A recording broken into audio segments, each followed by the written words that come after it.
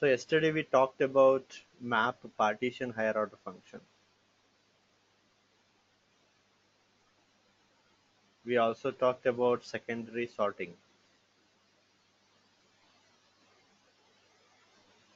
We talked about hash partitioner.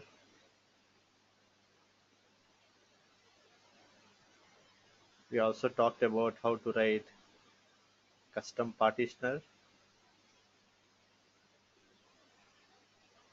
and all these things we used in the simple use case called sessionization. This whole thing this whole thing we used in the concept called how the sessionization has to be done. So most of the concepts we have covered with respect to Spark here. Whatever things has to be covered, most of the things have been covered. Today I will try to explain the file formats.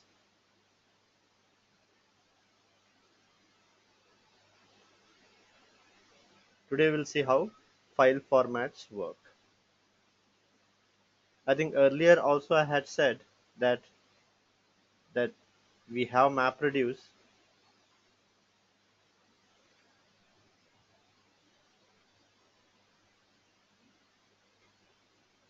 as a processing framework,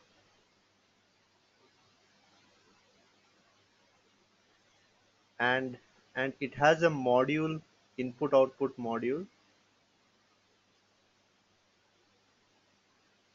because every processing framework must have an input output module, because it has to read and write the data to the file system. And we saw that this input output module is a versatile module which can read data from local file system. It can read data from HDFS. It can read data from S3. It can read data from Azure Blob.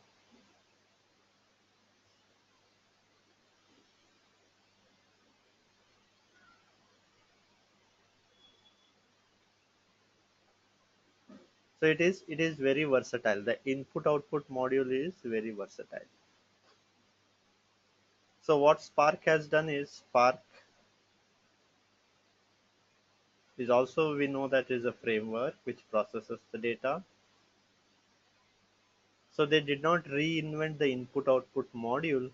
So they just took the same piece of code and they have integrated it with the Spark here.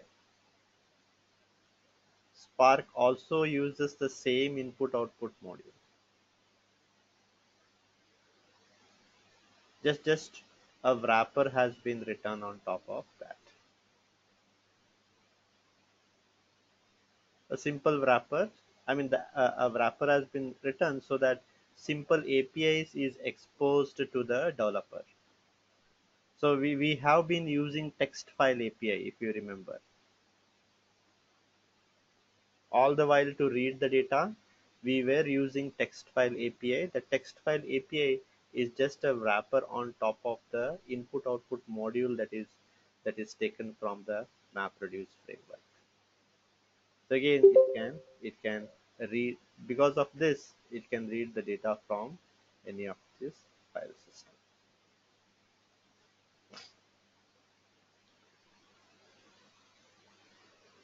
Now I hope few people know how the input output module looks like. So the input output module is, lot of classes are there, like file input format.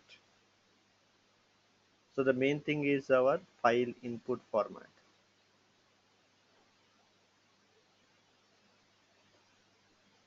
and we have text. This is only I'm talking about the input format. Similarly, there is file output format. This is how you write the data to the file system. Using this class, you read the data using this class, you read the data from the file system. So for different kinds of data or different kinds of files, so you have different file formats. We know that we have, initially it was text input format. Similarly, there is sequence input format. Similarly, there is arrow input format, and in a similar fashion we have parquet OS.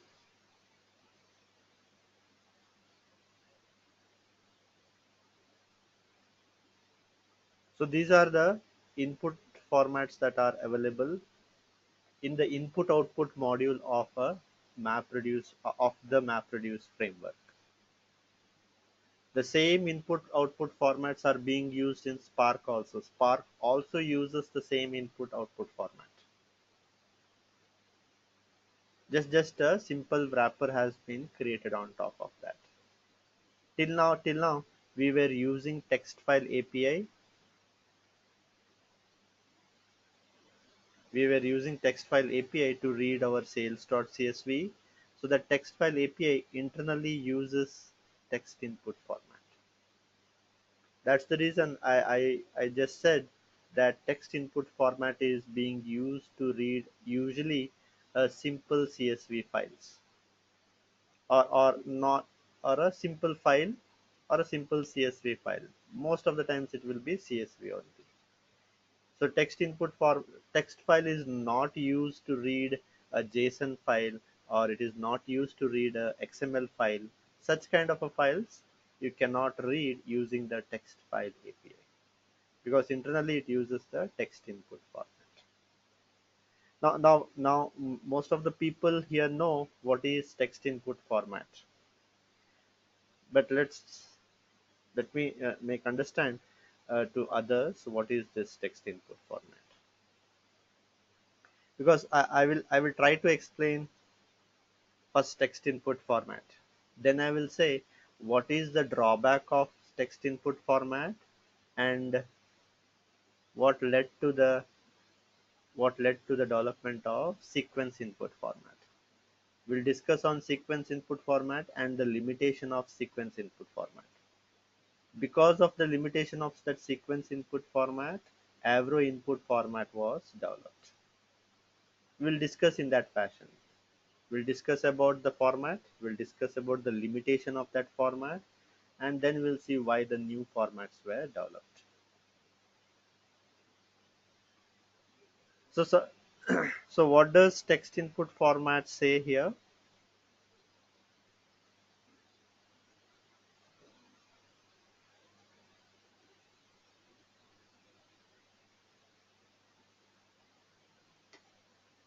Any anybody can, I mean, whoever knows that, probably they can answer. What does text input format means here?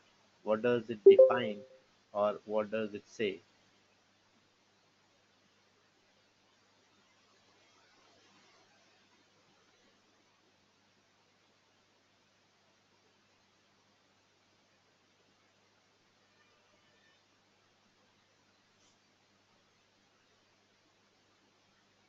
So it defines two things actually. It defines two things. It says that each line is a record. So what's so important? What is so so big deal of saying each line is a record? Why we should give so much importance that each line is a record? So it is not that, it is indirectly saying that, indirectly saying slash n is the delimiter. When it says each line is a record, it is indirectly saying that slash n is the delimiter. So we always need a record delimiter. When a record starts, and I mean where the record starts, where the record ends. So if you On the disk a file, if you take our sales.csv that we have been using, so usually how it looks like: transaction id, customer id, item id, and item value. Transaction id, customer id, item id, and item value, so on. You will have multiple things. When you open it in editor, you will see in this fashion. But how actually it is stored on the disk? How it is actually stored on the disk? Actually, the way it will be stored on the disk is transaction id, customer id, item id, rupees. Then you will have slash in here. Then you will have transaction id, customer id, item id, 40 rupees, then slash in. 3, 3, 4, 4, 4, 50 rupees. On the disk, it will be stored in this fashion. And we know that our file is divided into blocks. Our file is divided into blocks. So when the file is divided into blocks,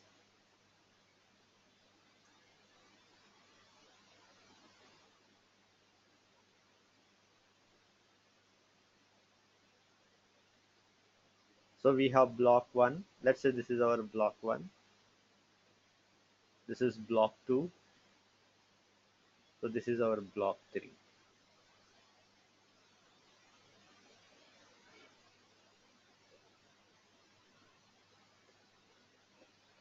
So we know that file is, I mean, a block size is by default 128 MB.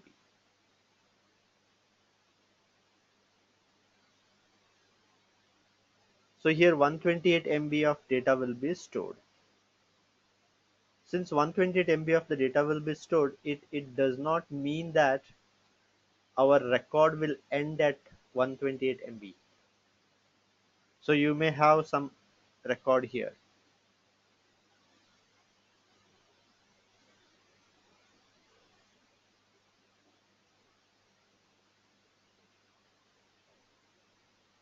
So this is our record. So finally, you will have in this fashion.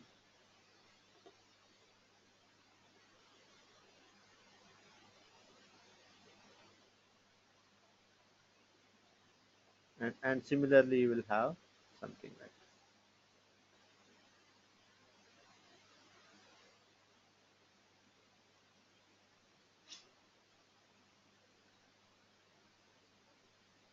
Because we are just dividing our data based on bytes, which is the block size is 128 MB.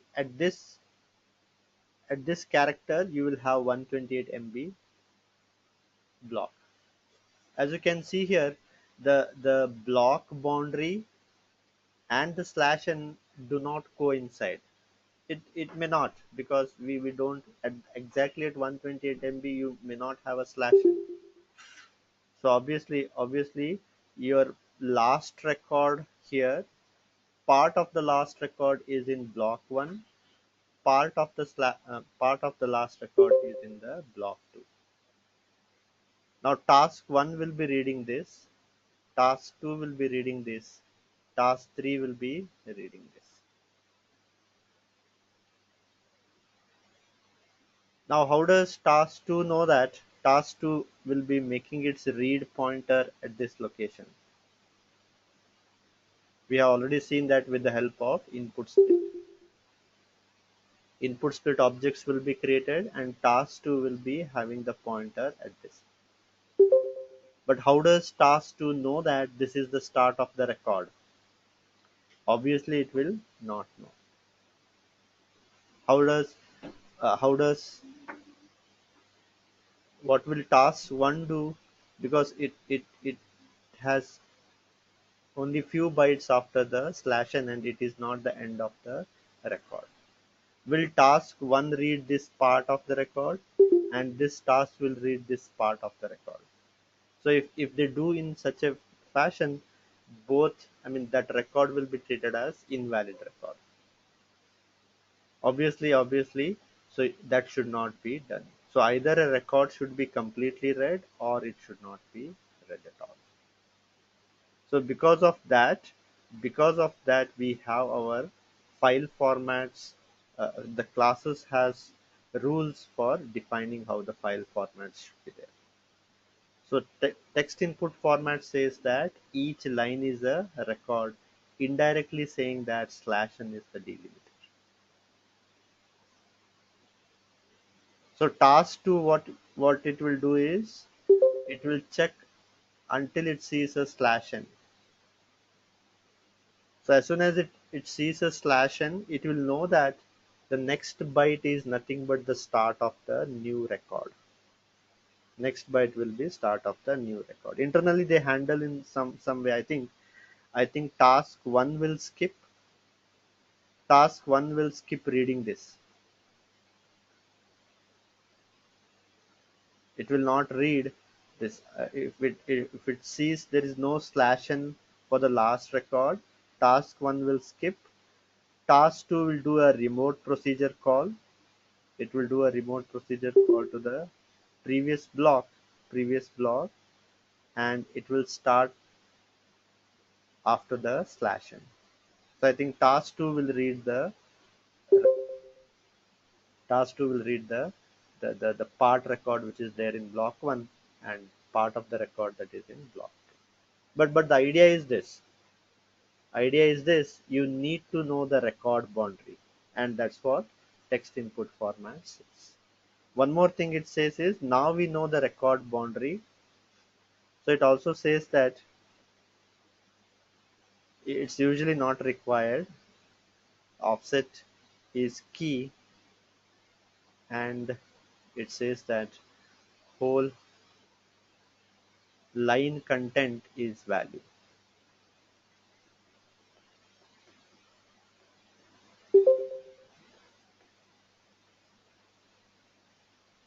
And it also here it also defines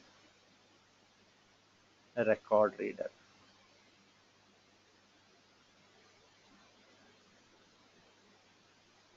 So these are the things that is done by the input formats.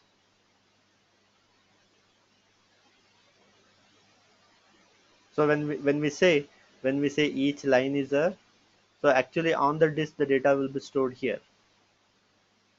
Now what is of it says that each line is a record, indirectly saying /n is the delimiter. Then it says that offset is the key and whole line content is the value. So offset is nothing but the byte offset. So it starts from 0th byte offset. This is at the 0th byte. 1, 2, 3, 4, 5, 6, 7, 8, 9, 10, 11, 12, 13, 14. 0 to 14, this offset is 15. This offset is 15. 16, 17, 18, 19, 20, 21, 22, 23, 24, 25, 26, 27, 28. So this offset is 29. The byte offset of the next record is that's what it says. This is your key. Whole line content is the value. So each always in MapReduce or distributed processing, you will get the data in the form of key value pair. Now text input format says that for every record, this is the key, this is the value. For the next record again, this is the key and this is the value.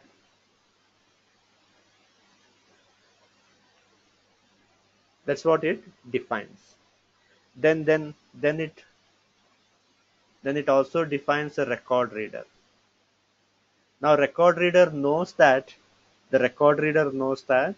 text input format, as said, each line is a record, and it also knows that offset is the key and the whole line is the value. So it will read keys and value, and it will emit keys and value. So you have your data. So you have your data.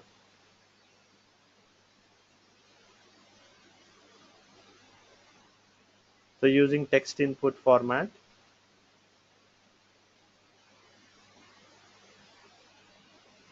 then again internally using the record reader, it will emit out offset as the key, and the value is nothing but the transaction ID, customer ID, item ID, and 100 rupees. This is the value. Again it will read the next line. Again this record reader will read the next line because it knows that each line is a record. Again it will emit the key and value, transaction ID, customer ID, item ID, and 50 rupees, 40 rupees. Again it will read the next record and emit the key as this value is 112, 113, 50 rupees. So this is how the data is read from the file system when we are using a normal CSV file, and text input format is used to read the data in this fashion. Now where does our, so all these things, whatever I am saying, all these things is wrapped inside text file API. It is wrapped inside the text file API. And we know that in Hadoop, some people know that in Hadoop, int is int writable. Writable is just a serialization technique used by Hadoop. In Java, if you have long, here we have long writable. Here if you have string, here if you have string, in Hadoop word it is treated as text. That's the data types that are available. Now we know that offset value can be very large.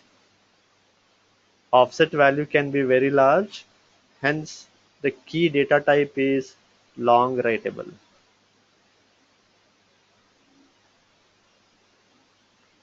And each line is a string. In Hadoop word it is text. The key data type is long writable and value data type is text. But when we use the text file API, if you remember, when we use the text file API, what it returns? It returns a RDD of string. But as you can see here, the record reader gives out key and value. So actually it gives out in this fashion.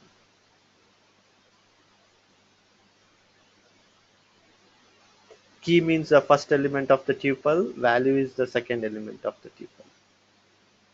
But when we saw our text file API, we got this. Actually, we should have got RDD of long writable and text. So, but why we are getting a string? Let's see how it looks like in the code actually.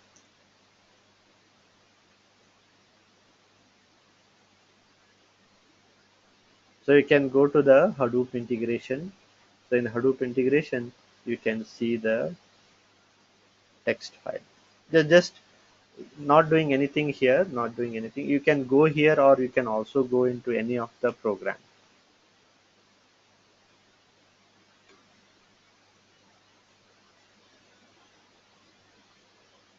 One second.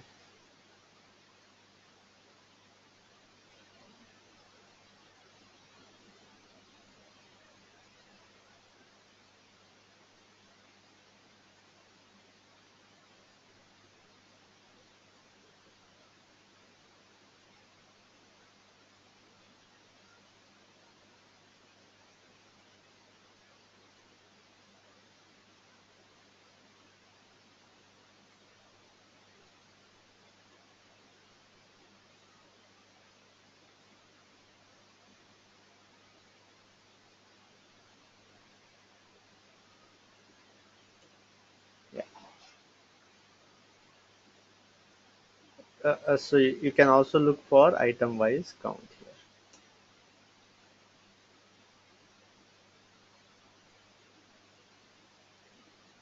So if you go inside the definition of text file. So if you go inside the definition of text file, internally you can see that it uses a method called Hadoop file, and as you can see here, it uses text input format as the input format. This is how we used to specify in MapReduce. Key is long writable and value is text. So internally all these things will happen. Text input format, key is long writable, value is text, and internally again it will go ahead and read the data using the key value pair. The record reader will read the data and it will give out a key value pair. So once it gives a key value pair, actually as you can see here, we are transforming it into a, we take each record and we know that each record is a key value pair. We only take the value part and convert into a string. That's the reason we get a RDD of string here. We can do it in we ourselves can do those things as well. So what we have done here is, instead of using the text file API, I have just copy pasted whatever was there inside the text file API. So Hadoop file give the same thing. Just for the understanding purpose, let's remove this. If we use directly the Hadoop file API, if you hover on this RDD now you can see that this is an RDD of long writable and text. Long writable is nothing but the offset, text is nothing but the whole line content. Whole line content. As we know that we don't require the offset here. It is of no use to us. We only require the value which is the line content. But it is in the form of a text, and the Scala does not understand text. Scala does not understand text, so that's the reason we'll convert each record which is in a tuple. Take the tuple underscore 2 will give the value part, or the second element of the tuple, which is the value whose data type is text. So convert into a string. So now if you hover on this, now we are getting RDD of string. So this is what I wanted to just say, that text file API is just a simple wrapper API on top of uh, your MapReduce input output module. It uses the same input output module with input formats and output formats. So I hope the things were clear here. I hope the text input format was clear.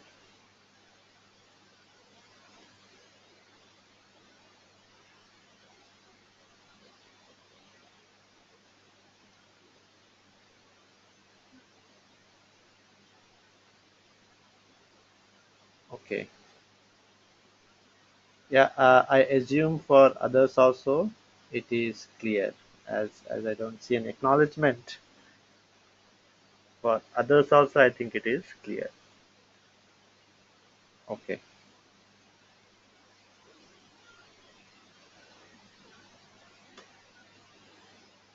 Now we saw about the text input format. Next we'll see the sequence input format. Why sequence input format came into picture? Actually these things are not used nowadays.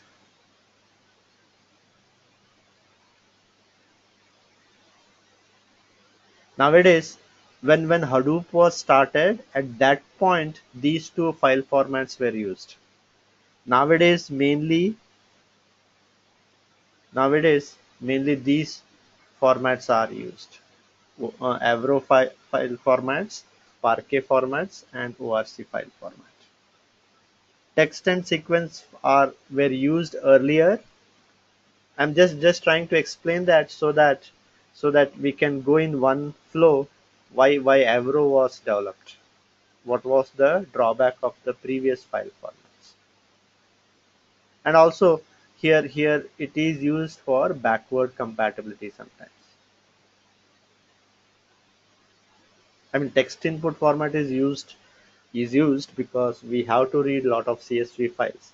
Sequence input format is not so much used. Earlier it was used, it's only for backward compatibility.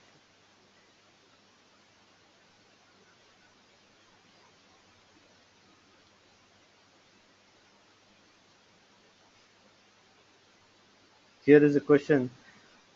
If it is a binary file like image, then which one to use? So if it is a binary file, right? So there is no file format defined for that. It will just a file. It is just a file. The file formats are defined. The basic idea of defining a file format is you should be able to recognize part of the file because your data is divided into blocks. So the idea of file format is so that you should be able to recognize or read part of the files. When you have an image, you cannot divide that image file into half, and you should not read that. One whole image will be read. It will be like one task may be reading.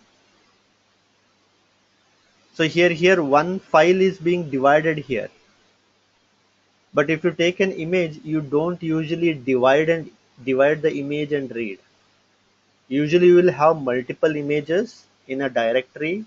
Probably one task one will be reading some 10 images. Here images are not divided. A complete image is read. So it will be read as a normal binary file. There is a binary API. It will be read as a binary. Then you have to add a image recognition library into your Spark. In your Spark program, you have to add a image recognition library. To that image recognition library, these images has to be passed. So I hope Saurav you got the idea here. Task 2 may read task 2 may read some eight images, something like this. Each image is not divided. You can read multiple images or a whole image could be read.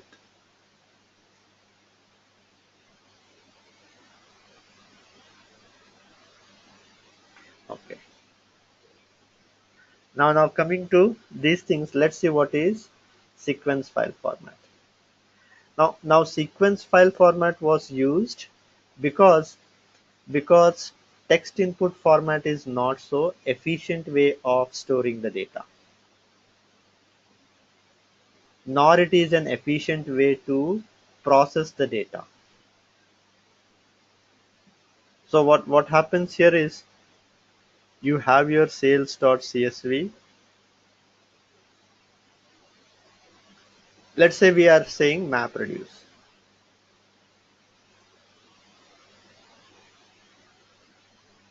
It processes the data and let's say it saves as some CSV file.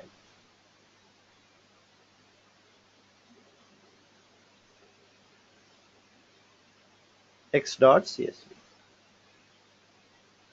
Again we want to, again there is one more map reduce job. It wants to read this data. Again it has to read the data.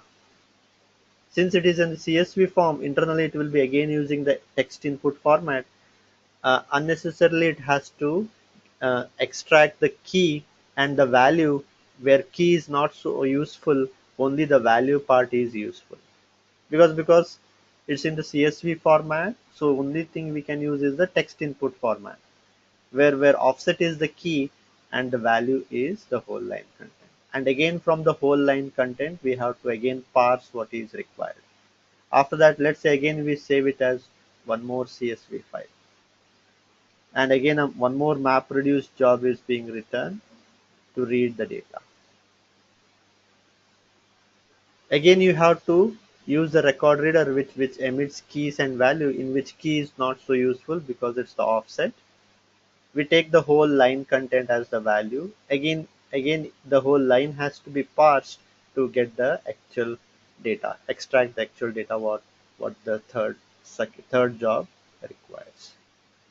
I mean, from the processing point of view, it is not a optimized file format. Since it is storing the data as a string binary, as the string itself, it is also not a compact way to store the data. Text is not the compact way to store the data on the disk.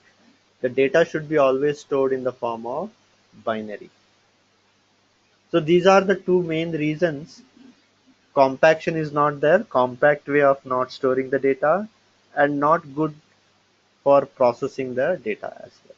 Because of this, sequence file format was introduced. So usually sequence file formats comes into picture is you usually write a MapReduce job 1 and save this as a sequence file. Sequence file is a binary file. Your data will be stored as binary. Data will be stored in the form of key and value. Key could be some entity. Value could also be some entity. It is not like key is a offset which is of no use. Here key will be also of some value. I mean some importance, and value will be also of some importance. So when MapReduce second job reads this data, it does not have to extract whatever you want. It is already available in the form of a key value pair. So it can just read the key if it only wants the key. It can read the value if it only wants the value. So the data is already in the key value form. Key could also be useful, value could also be useful. It is much more efficient than the. So again you can save it as a sequence file, which is in the form binary and key value.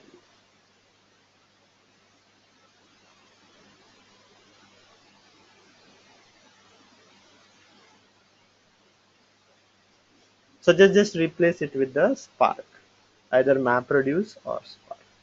So that's the idea of a sequence file. It is a binary file format and the data is already stored in the form of key and value. So let's see how it looks like.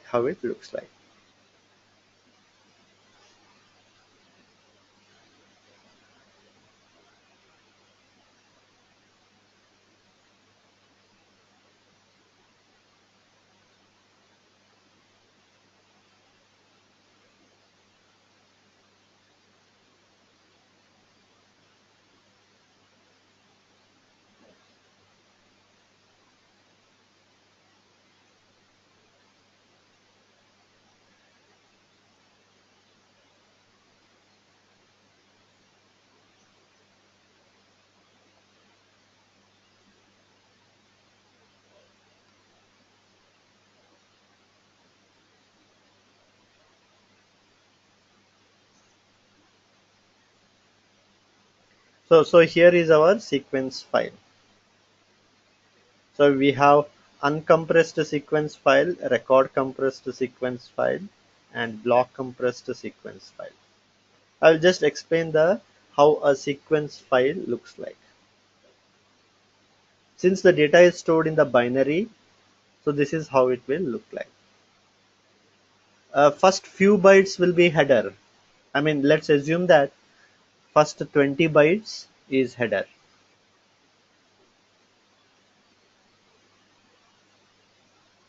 It will have a first how many bytes will be the header length, all those things will be there. So what will be the content of the header? The content of the header will be what is the key data type, what is the value data type, what compression is being used to store the data, metadata of the file, like what is the file name, what is the file size, what is the file permissions, what who is the owner of the file, all those information will be there in the metadata. And along with that, some ASCII character will be representing a sync marker. Sync marker is, some ASCII character, which is a unique ASCII character to represent a sync marker. Now, sync marker are usually used, they are used to identify record boundaries, because that is very important. Whenever you have a file, the file will be divided into blocks. As soon as the file size is more than 128 MB, it will be divided into blocks. We know that. So obviously we always need to know the record boundary. So here sync marker is used to have the record boundary. Now just for understanding, as you can see here, after the header, let's say first 20 bytes are header. Then our actual record starts. So whenever you store the data in the form of binary, for example, you can take example UDP packets, TCP packets, all those packets has the data in the form of binary, because binary form is the compact way of transferring the data. So if you say UDP, if you have seen UDP packets or TCP packets, again they have some headers, they have header length, then the field length, then the field value, next field length, next field value. Always, whenever the data is stored in the form of a binary, you always need to have the length and the value. Otherwise, you cannot read the data. Otherwise, you cannot read the data. So first you will have first 4 bytes says what is the record length. Next 4 bytes says what is the key length. Then you will have your actual key, then you will have your actual value. Just to give an understanding of how it looks like. So let's say we have data as city and number of metro stations. This is what we want to save the data as a sequence file. So city I will say as BLR, metro stations will say as 50. Chennai, metro stations will say as 90.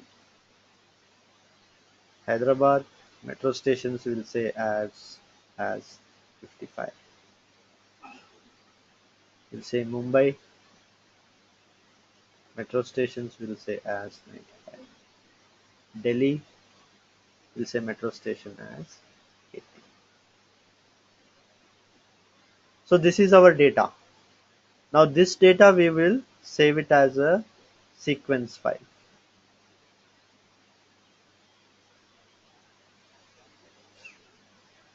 Now as you can see here, city is a string. City is a string. So in Hadoop world, a string is represented as a text. Metro station, as you can see, is an integer. So in Hadoop world it is int writable, which is 4 bytes. Here also it is 4 bytes. Int is always 4 bytes, but string is a variable length here. So how it will be stored? Let's say we have header.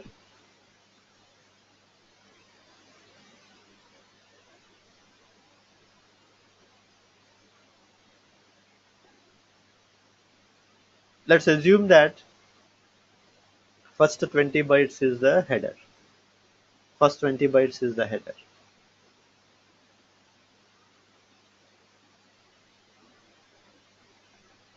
So next it has to store the data in the key value pair.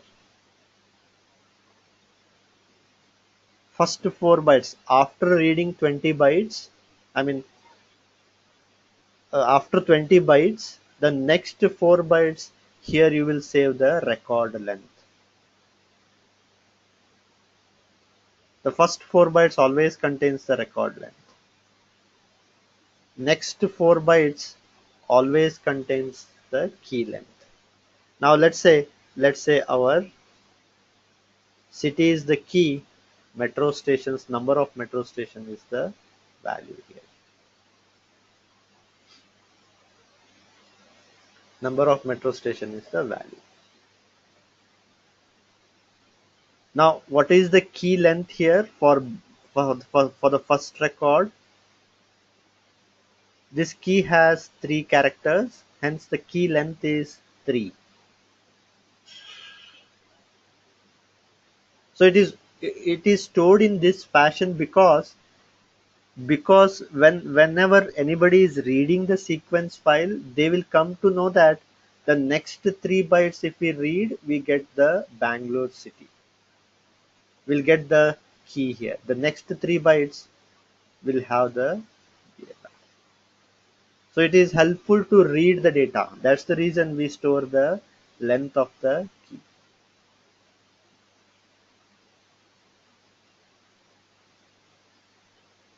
Next what we have the value. So value is 50. 50 is an integer data type, hence it is 4 bytes. Next 4 bytes will always contains the value. So this is 3 bytes. So this is our total record length. This is our total record length.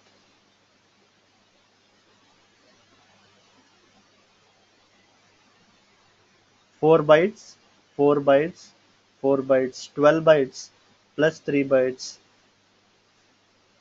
That's what it will be storing as the first 4 bytes.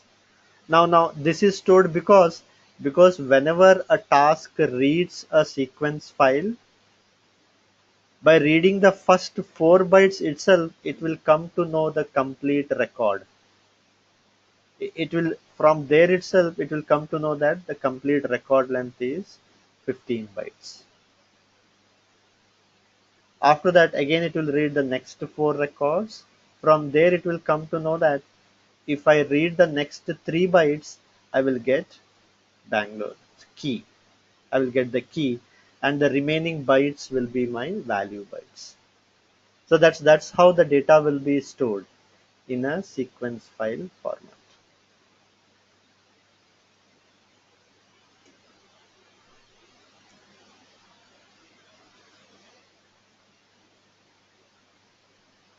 Again after that, the next record will be stored. Chennai. Chennai, how many characters? 1, 2, 3, 4, 5, 6, 7. 7 characters.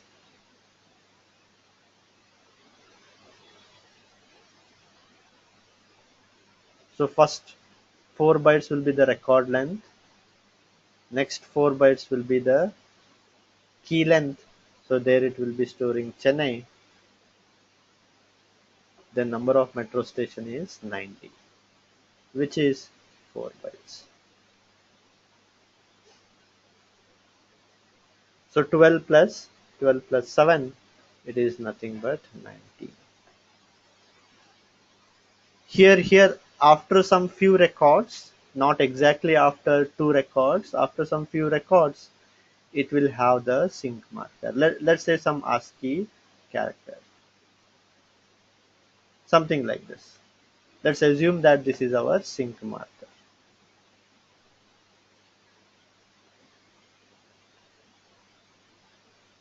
After that, again the next HYD. Again it will be 15, 3 HYD, and number of metro station is 55. Again we have the next Mumbai. 1, 2, 3, 4, 5, 6. 12 plus 6 is 18.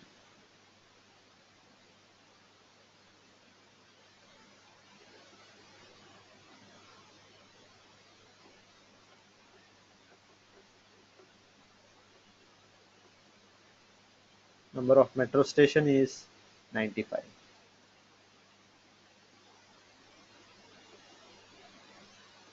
And we'll have a sync marker. Let's assume that. Again, and so on. This is how the data will be stored in a sequence file. So this will be binary. So this will be, all these things will be binary.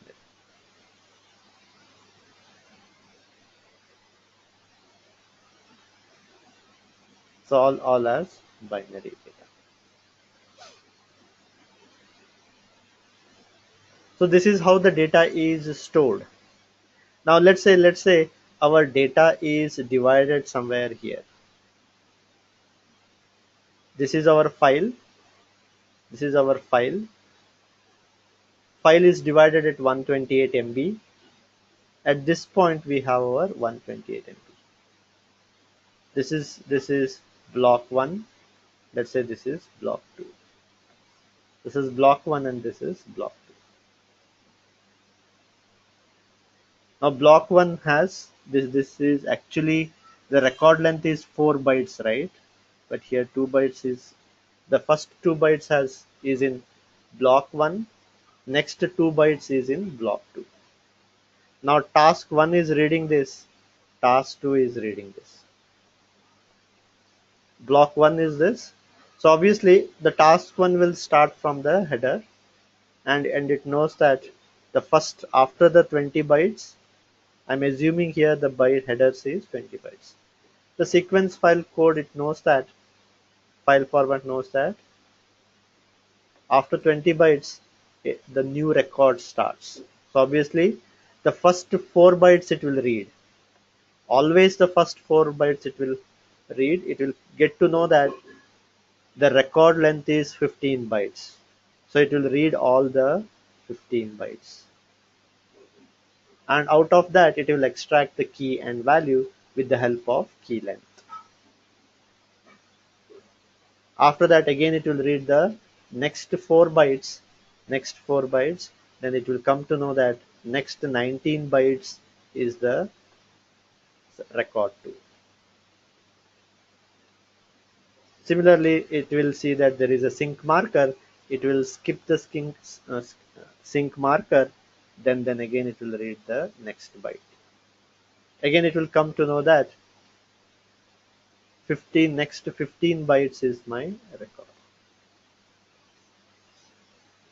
Next 15 bytes is my whole record.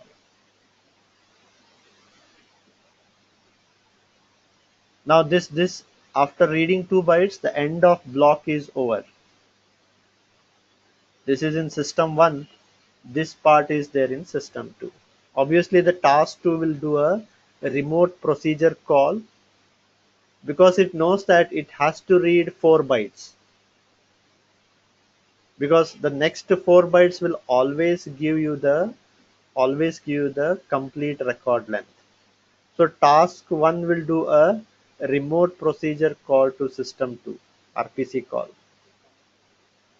and read the two more bytes. It will read 2 more bytes, first 2 bytes, next 2 bytes, so it will get the 4 bytes. There it will come to know that the next record length is 18 bytes, so it will read the next 18 bytes. Again it will do a RPC call and read the next 18 bytes. Now task 2 is pointing here.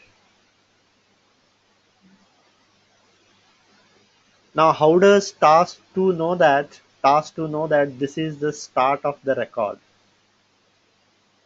Task 2 can never know, because everything is in a binary. Where is the start of the record? Because if it start reading from here, it doesn't know whether it is a record length.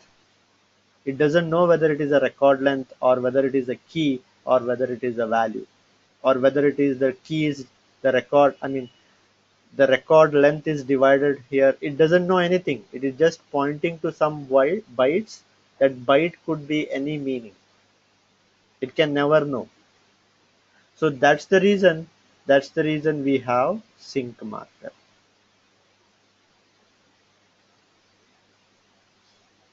So task 2 will keep on reading the bytes.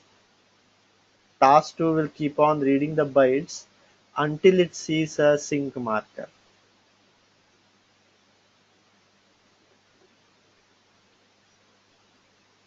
So because this sync marker will be there in the header, I'm just saying dollar exclamatory and dollar. It could be anything. Some ASCII value it will be there. So that information will be there in the header. So every task will know that what is the sync marker. So as soon as it sees that sync marker, it will know that that is after that whatever follows, a new record follows after that.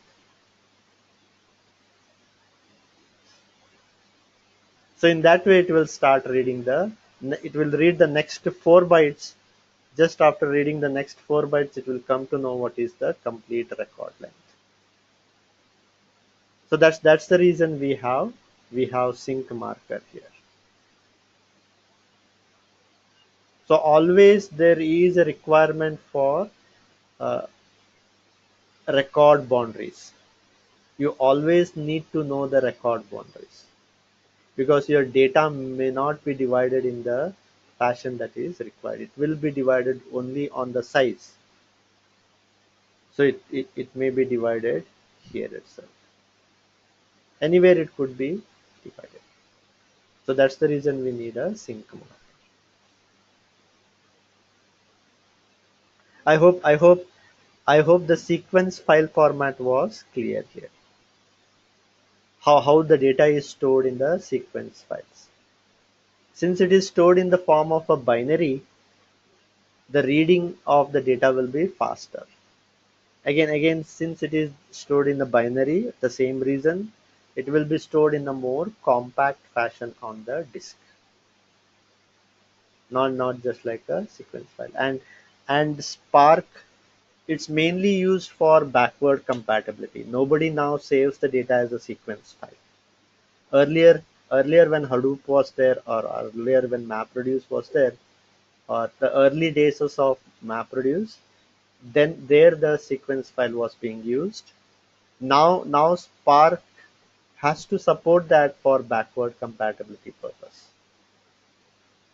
That's the only reason why Spark has the API to read a sequence file and write a sequence file is only for backward compatibility.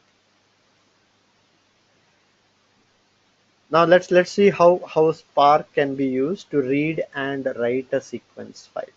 To read and write a sequence file. So here what we will do is we will not do any processing here.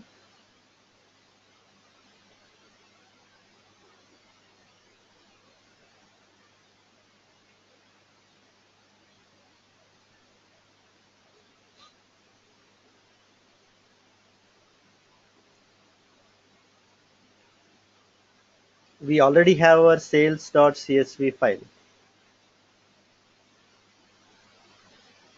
Sales.csv file will read it through Spark. Spark will read this and it will save it as a sequence file.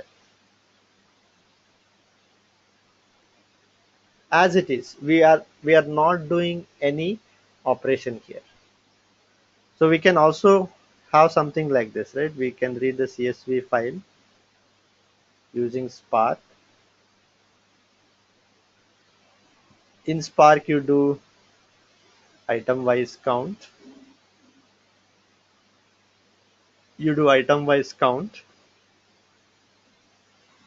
And save it as a sequence file.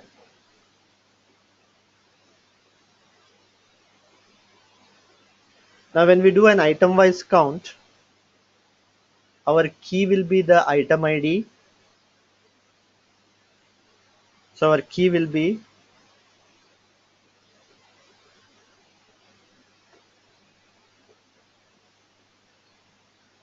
item ID. our value will be count. Item ID data type will be string in the case. In our case, it is a string, so it will be text. In Hadoop word, it is text. Count is long, or you can have integer. Let's say count is a long. So in Hadoop word, we have to say long writable. So this becomes a bit easy when we save the data. After processing the data, we save the data like item wise count processing we do. So we have to say that key is text data type and value is long writable, because we have to save the data in the form of key value pair. Now I don't want to do the processing and save it as a sequence file. I want to save the CSV file as it is.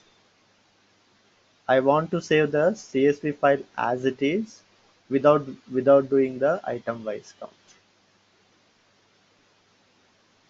So when I choose to save the data as it is, then what will be the key and what will be the value?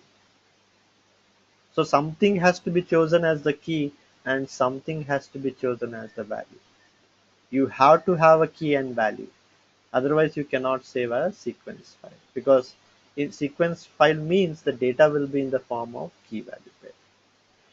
Now, since I will be saving the data as it is, what I will choose is I will say key is null. I don't want anything to be here. Key is null. Value is whole record. Value, what I will do is I will create a sales class. Value is nothing but the whole record as a class object. Whole record as a class object. Now, whenever you are defining your own class to represent a record in the Hadoop ecosystem, that has to extend a writable here. As I said, a writable is a interface actually, serialization interface.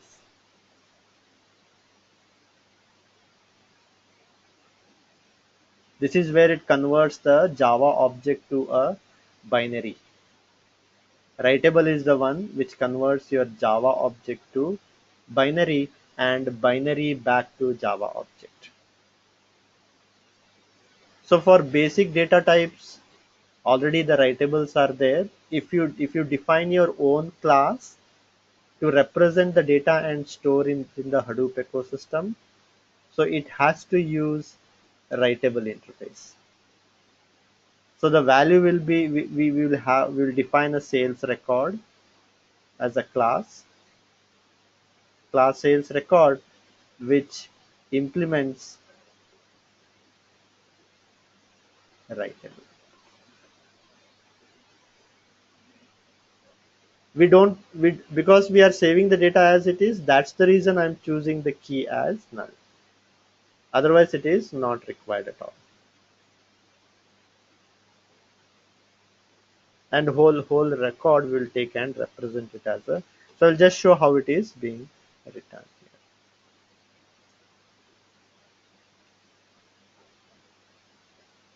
Just go to the sequence file, Hadoop integration, write sequence file. So before you go to this, so first we have to define the class for our value. So we are defining sales record writable. We are defining sales record writable, which implements writable. Here just ignore the comparable part. It's not required. Unless we are comparing each record with some value, it is required. I just ignore the writable. Sorry, comparable. Just keep in mind we have to implement writable. A simple Scala, a Java class where we have transaction ID, customer ID, item value, a constructor, getter and setter methods for all the fields, and these two are important. Write and read fields. These are part of your writable interface. It is part of your writable interface which converts your Java objects to binary. So this is where it writes to the disk. Whenever we save the file to the disk, this method will be called, and it will take each field, each member of the class, and save it as a binary on the disk. Similarly, when you read a sequence file, read fields will be called, which will read the bytes and get the members and convert to a Java object. Read fields and write. These two have to be implemented. So this is our sales record writable.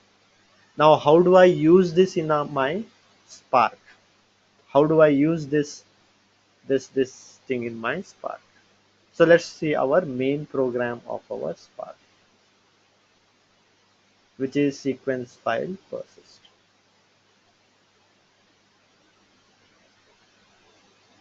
As usual, our goal is to read the sales.csv file and save it as it is, as a sequence file.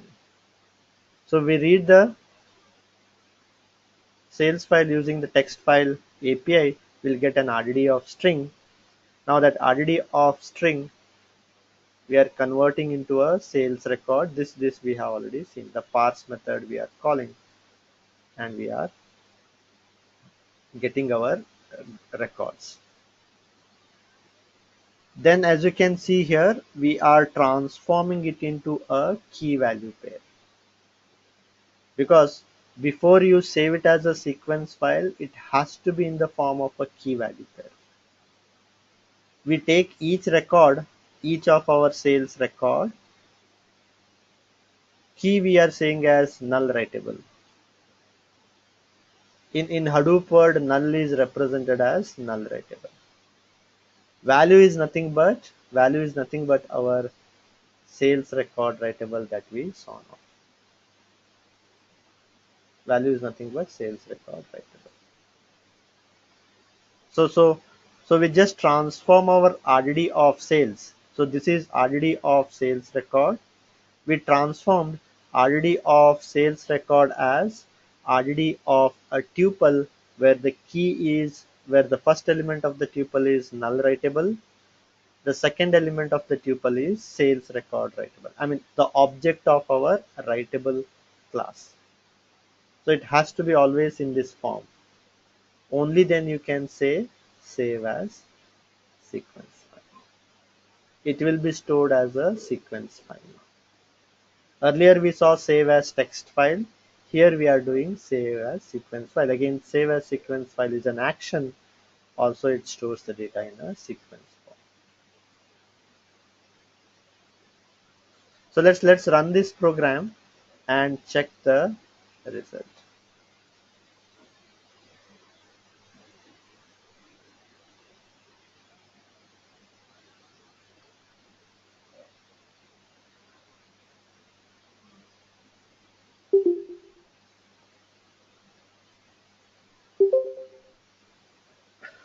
So what we have done here is, let's say in this fashion, we have team A and we have team B. A member of the team A read the sales.csv file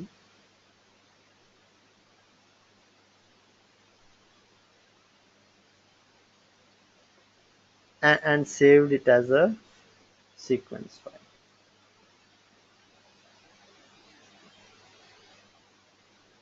Now the member of this team A The member of this team has chosen key as null writable. Value that the member has chosen the value as sales record writable. So that's how the data is stored. Key is chosen as null writable, value is chosen as sales record writable. Now team B wants to read this. Let's say team A is in US, team B is in India.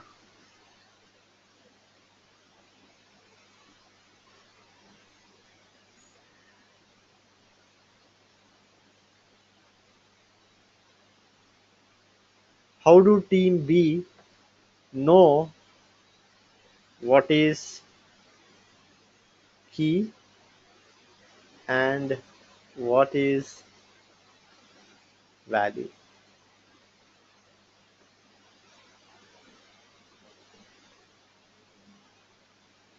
How do they know that? What is the key data type and what is the value data type?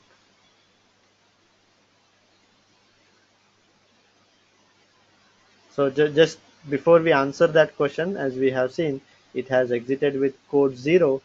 It has exited with code 0 means it has returned the output here. So this is how our data looks like. So it will be in the binary form. Some binary form the data is stored. This is our sequence file now.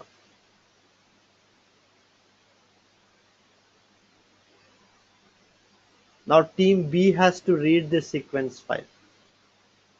Team B has to read this sequence file. So how do they know what they also have to write the code.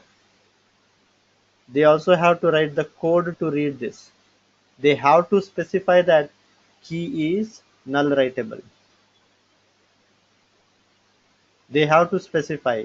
They have to say that value is sales record writable.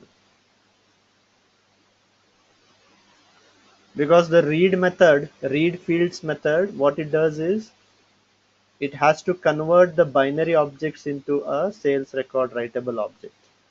You cannot just say value as double.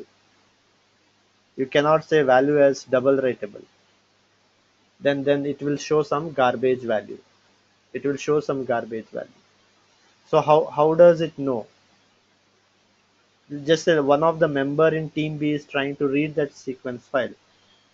Only way to know this, through some reflection, some hacking, it can get the key data type and the value data type because it is stored in the header. Otherwise, the person has to manually communicate.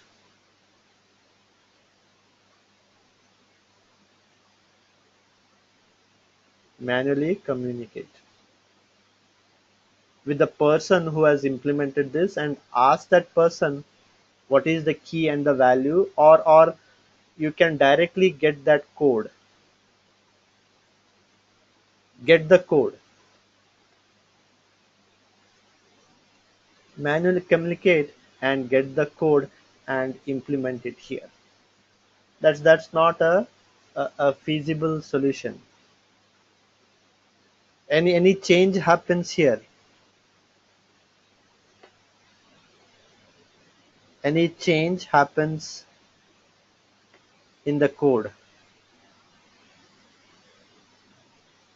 Some new field was added, extra fields were added, then again the same code, again the team B has to get that modified code, use it here to read that sequence file.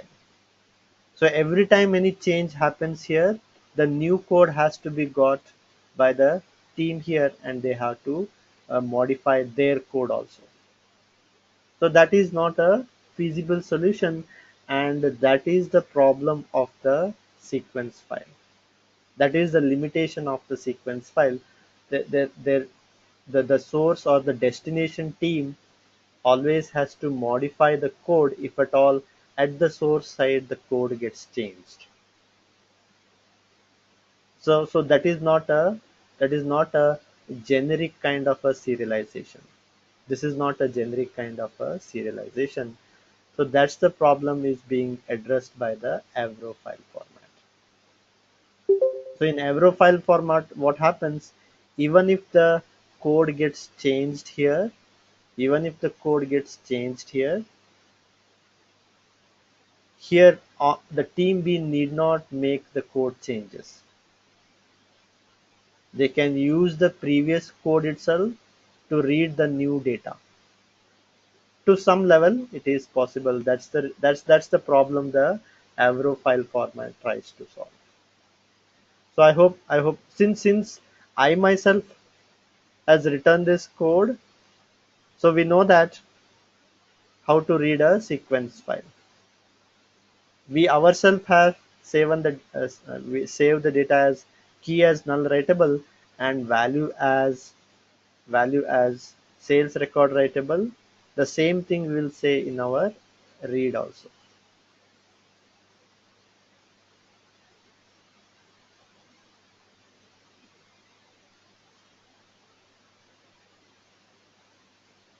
So if you see the read sequence file, it is much simpler.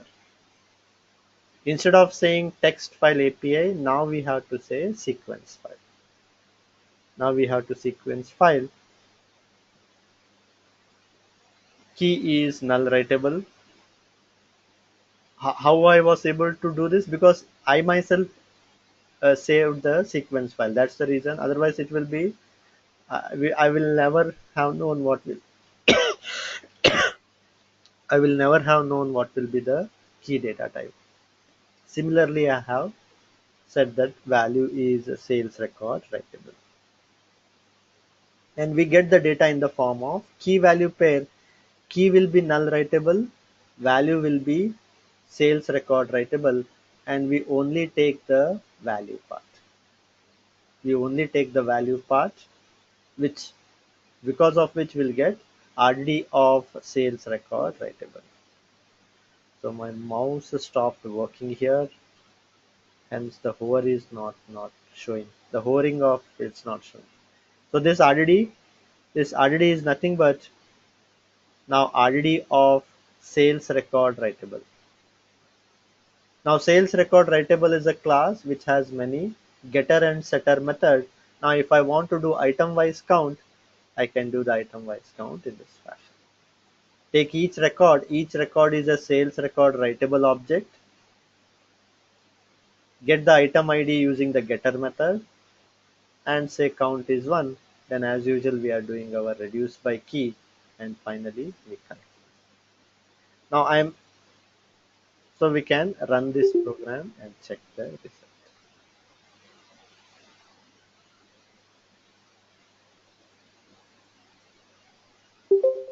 Run sequence file read. So the data is in the form of binary and we are able to read that binary data using the sequence file API, and we will be able to do the item wise count as well. We should get the same result that we did on the CSV file.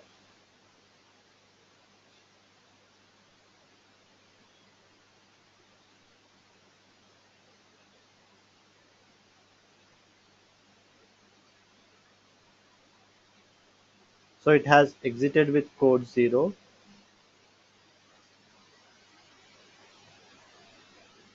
meaning as you can see here we got our item wise count.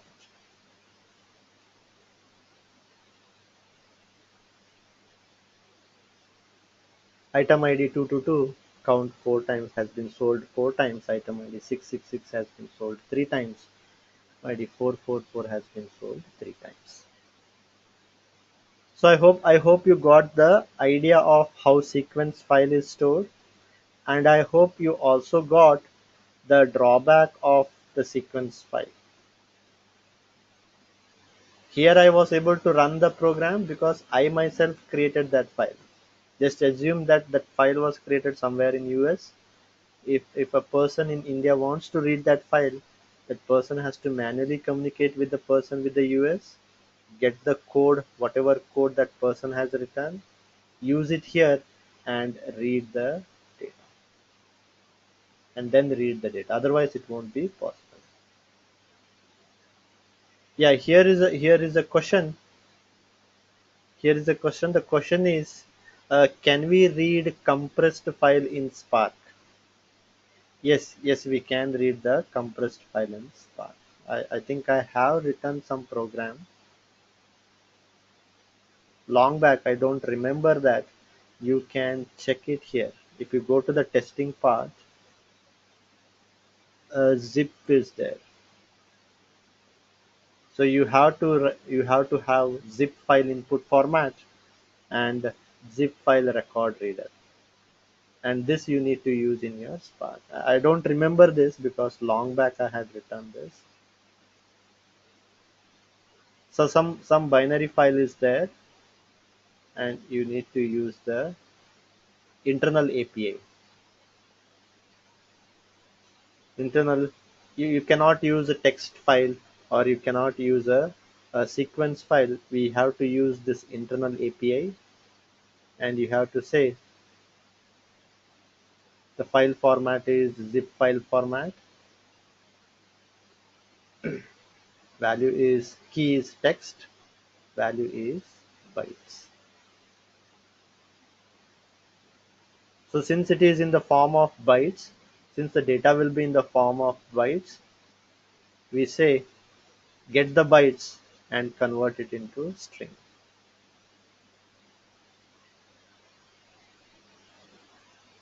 So this way you have to, I will just brush up on this. I mean, I was testing something and it works. It works. The input that you have to give for this is,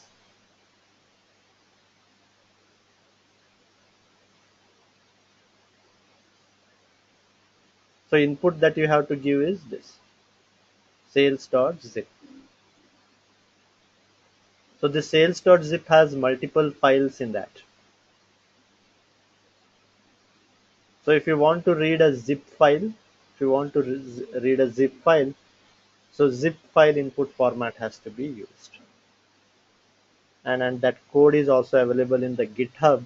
I have just integrated that with the GitHub, that code. If you see here, these two are the code.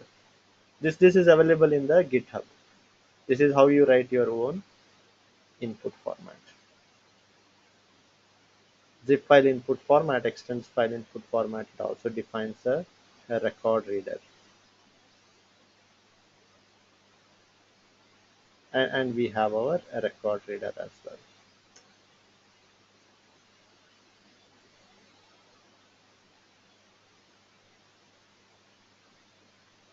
So this code is available in the GitHub. These two files. I have just integrated that with my Spark. So I hope, Saurabh, I hope that was the question. It is the zip file that I am talking about. Dot zip file. Dot gz file is different. For this, there is a built-in support.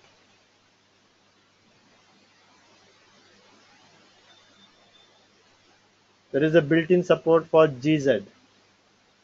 You don't have to do anything. You just give the file name. The Spark will take care of reading the contents of this file. You can have sales.gz.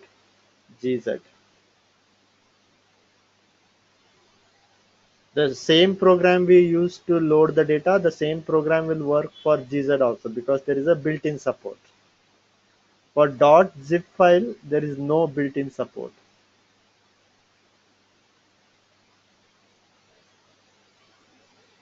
You have to use zip input format and the zip record reader.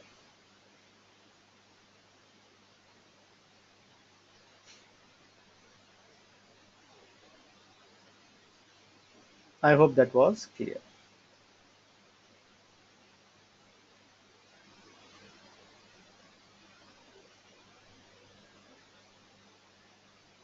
Okay, so you can use this. I think in the image this code will be there. this will work.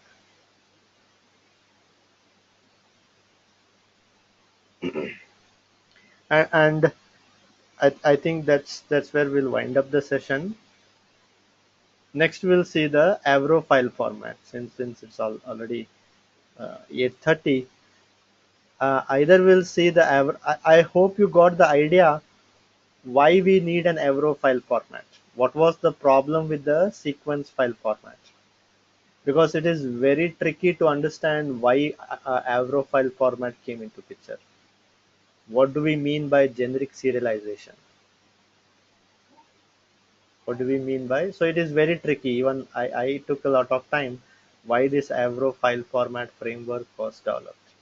The idea is this: any code change that happens on the team A, every time the code change also needs to happen on the team B.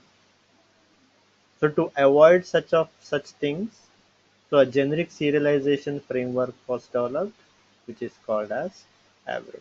Just a heads up on that. Just a heads up on that. So there are multiple things: protobuf,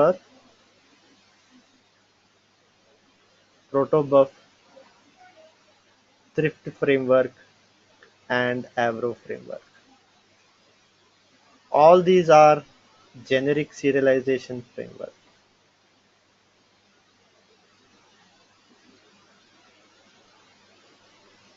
This is mainly used in the Hadoop ecosystem.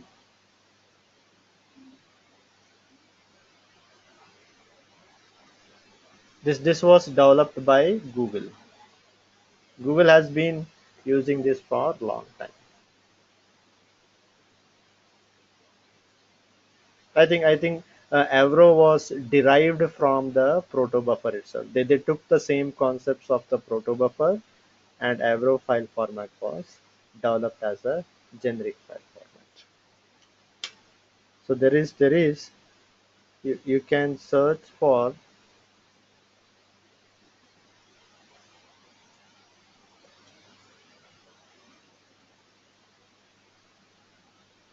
There is one link which is a good link.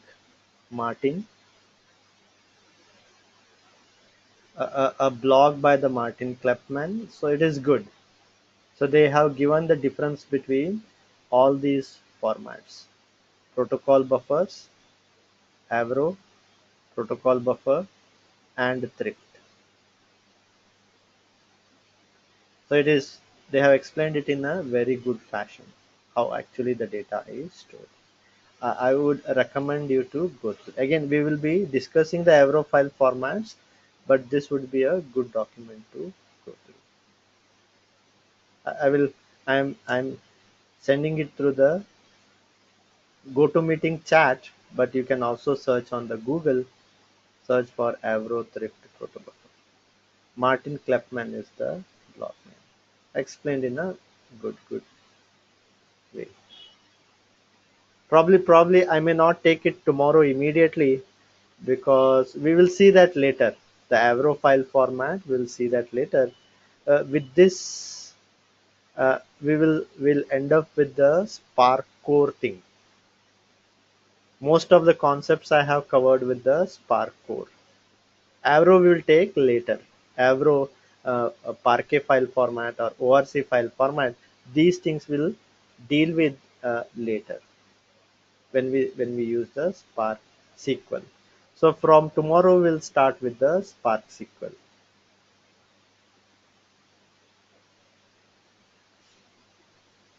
So I hope that should be fine. So let's wind up the session. Any questions you have, you can ask me, or you can go through the video later. If you have any questions, you can ask.